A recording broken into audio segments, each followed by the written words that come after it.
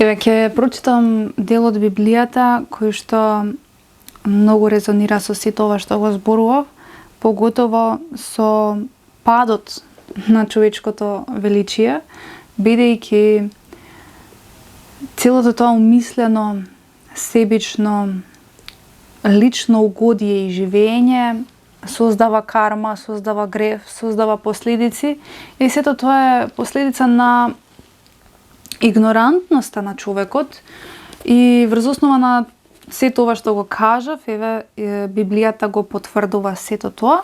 Во Исаија во дел односно глава 2 вели Господ ќе суди.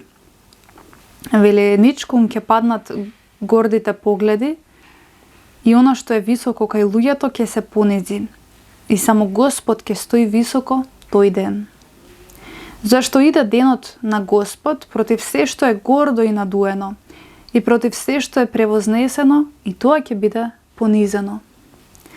Против сите кедри леванонски, високи и величествени и против сите дабови башански, против сите високи горди и против сите ричиња што се издигаат, против секоја висока кула и против секоја цврста ѕидина, против сите кораби и против сите нивни украси ќе падне човечкото величие, она што е високо кај луѓето ќе се понизи, само Господ ќе стои високо во тој ден, а идолите сосема ќе исчезнат. Зашто Господ е наш судија, Господ е наш законодавец, Господ е наш цар и само тој може да ни суди, но и само тој може да не спаси.